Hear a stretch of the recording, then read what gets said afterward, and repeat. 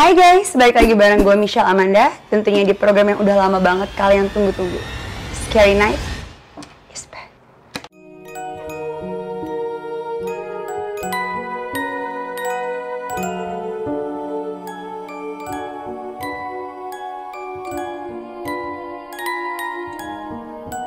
Kali ini Scary Night-nya sedikit berbeda.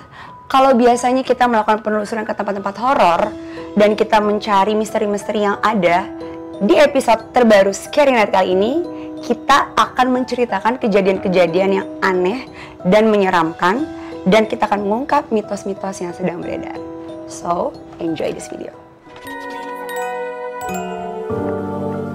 Oke, di video kali ini gue akan menceritakan 5 rumah sakit terangker di Indonesia. So, langsung aja kita masuk ke pertama. Ada Rumah Sakit Bandung Medical Center atau BMC, yang pastinya rumah sakit ini sudah sangat terkenal di wilayah Bandung dan sekitarnya. Jadi dulu rumah sakit ini bernama Sartika Asih hingga tahun 1995. Dan kemudian diteruskan oleh BMC atau yang kita kenal sebagai Bandung Medical Center hingga tahun 2000. Jadi menurut Rohman, sang penjaga rumah sakit, seusai renovasi rumah sakit ini tidak langsung diresmikan. Entah kenapa dibiarkan terbengkalai begitu saja selama 17 tahun. Jadi kalian bisa bayangin gak sih guys, sebuah gedung besar, luas, terbengkalai begitu saja selama 17 tahun. Nah, jadi rumah sakit ini kisah horornya terkenal karena sering sekali sosok suster yang menampakkan diri di lantai 1. Menurut warga dan beberapa orang yang melakukan uji nyali, sosok suster ini sering menampakkan diri dengan baju yang lusuh dan penuh lumpur. Sebelum kemunculan sosok suster, warga sering sekali mencium bau-bau harum melati bercampurkan bau amis dan bau busuk.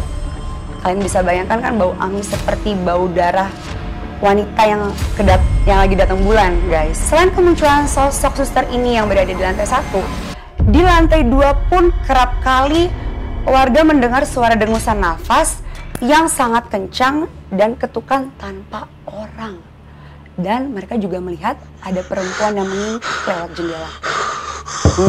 Gue sih udah bayanginnya serem banget. Coba kalian bayangin. Ada juga yang mengatakan di BMC ini ada beberapa tempat yang menjadi pusat kegiatan spiritual, guys. Jadi ada spot-spot atau ruangan-ruangan di BMC yang dijadikan tempat atau pusat spiritual. Tempat-tempat tersebut yang dijadikan tempat spiritual itu yaitu ada kamar mayat dan kamar bayi. Jadi 2 tempat itu merupakan tempat pusat spiritual. Di ruangan itulah kerap kali makhluk halus sering menampakkan wujudnya. Pengunjung pun dianjurkan untuk tidak memasuki 2 ruangan tersebut. Nah, karena setiap pengunjung datang jika memasuki ruangan tersebut sering banget terjadi kerasukan nih.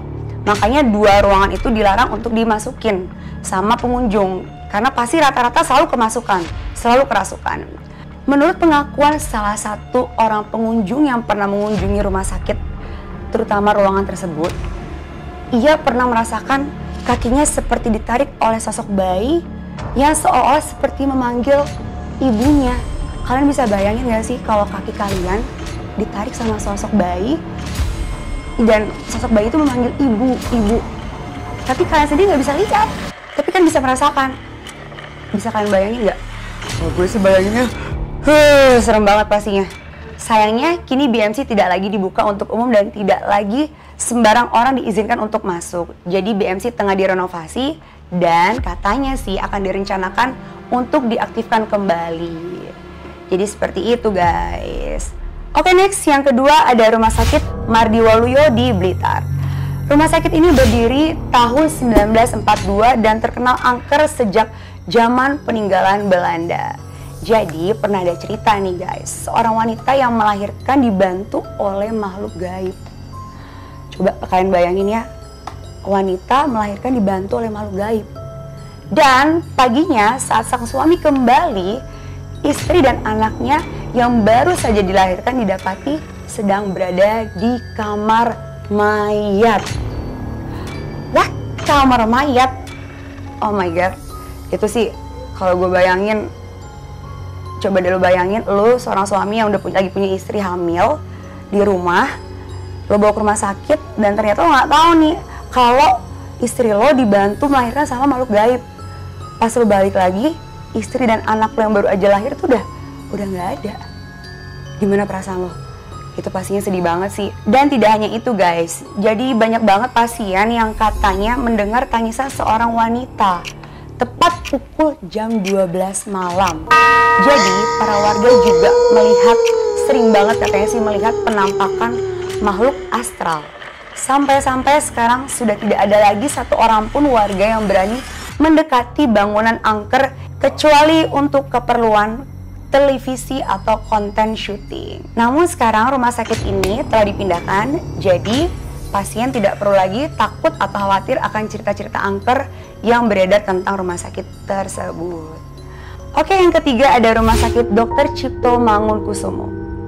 Jadi walaupun rumah sakit ini masih beroperasi guys, ternyata rumah sakit ini menyimpan kisah seram yang sudah menjadi salah satu urban legend di Jakarta. Wow.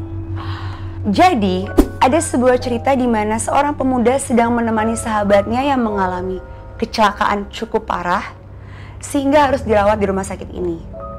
Namun saat pemuda tersebut sedang menemani sahabatnya, ia mendengar sebuah bisikan halus yang datangnya ternyata dari arah utara rumah sakit ini. Namun saat pemuda ini mencari dari mana asalnya suara bisikan tersebut, sehingga akhirnya dia menemukan asal suara bisikan tersebut, ia menengok ke asal suara bisikan tersebut. Dan kalian tahu apa yang dia lihat? Sepenggal kepala yang sedang tersenyum sinis ke kalian dengan mata yang berlumuran darah guys. Coba kalian bayangin deh, kalau gue ngelihat sepenggal kepala lagi senyum sinis ke gue dengan mata yang berlumuran darah, gue bisa lari. Bayangin guys, sepenggal kepala senyum sinis ke lo. Itu dia kenapa rumah sakit ini terkenal menjadi salah satu rumah sakit yang cukup angker, karena memang banyak sekali cerita-cerita atau kisah horor di dalamnya, kisah angker di dalamnya, walaupun rumah sakit ini masih beroperasi hingga saat ini. Karena kebanyakan memang pasien-pasien datang merupakan pasien-pasien yang mengalami kecelakaan. Jadi gitu guys. Oke, next kita masuk ke rumah sakit berikutnya.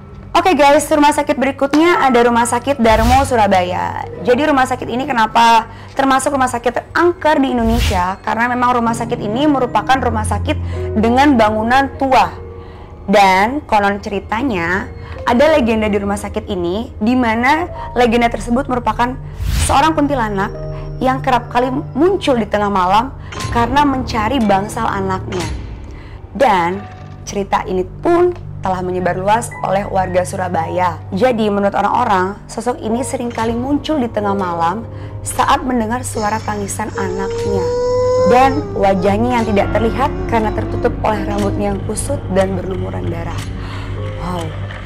Dan juga guys, katanya suara tangisannya yang melengking konon terdengar hingga sampai ke halaman parkir.